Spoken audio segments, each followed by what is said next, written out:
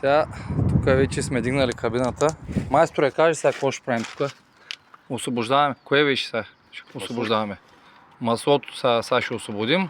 Легена сме го сложили тук. Долу да ни капи. След тия, какво ще правим? Сваляме секторната кутия. Освобождаваме значи само тия двете тръби. И тук има... На крайника долу.